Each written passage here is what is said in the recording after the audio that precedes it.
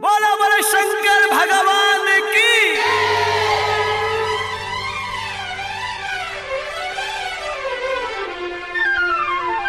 बोलो बोलो बाबा बैद्यनाथ की।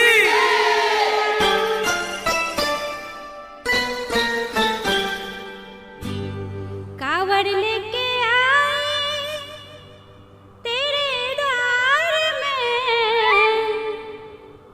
कावड़ लेके आए तेरे द्वार में,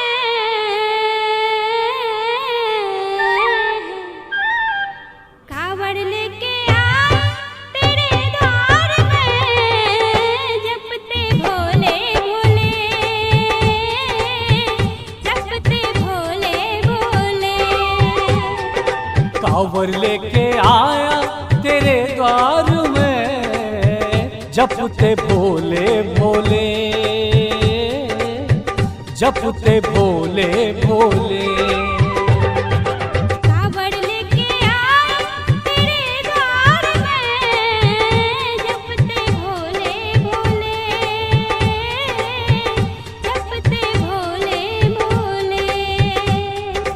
जंगल झाड़ों में,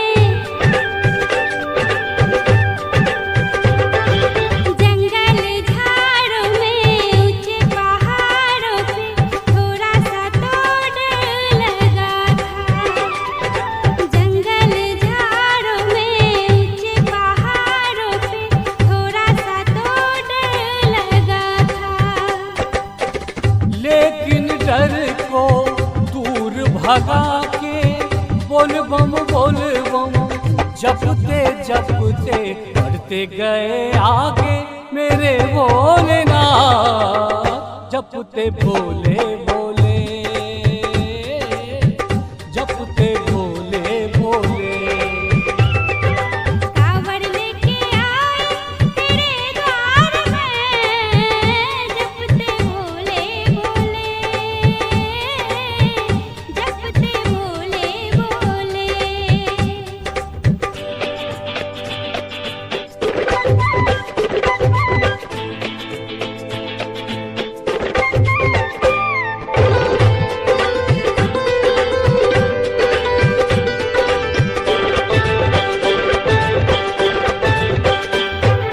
देवों के देव तू ही महादेव जी, सारे जगह से हो न्यारे।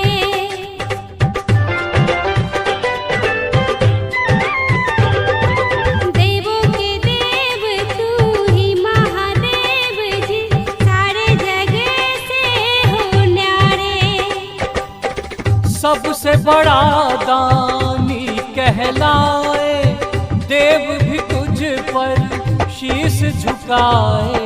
दानव का भी भव से हुआ बेड़ा पार, जपते भोले भोले, जपते भोले भोले। कावड़ लेके आए मेरे भोलेनाथ, जपते भोले भोले, जपते भोले भोले।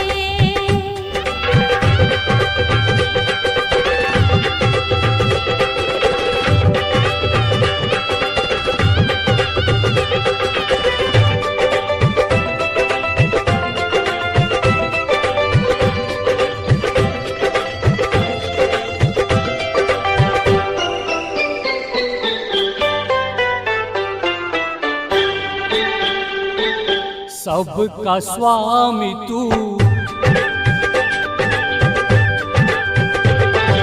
सबका स्वामी तू, अंतर्यामी तू, बिन मांगे सब दिया है।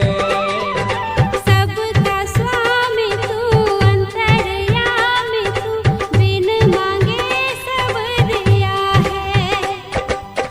तेरे दर की आस थी मन में, तेरे दरस की प्यास थी मन में। कृपा हुई मुझ पर आया तेरे द्वार, जपते भोले भोले, जपते भोले भोले। कावड़ लेके आए मेरे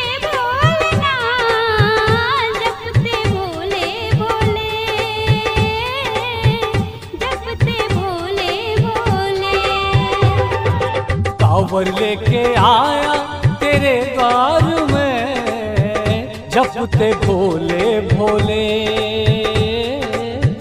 जपते भोले भोले।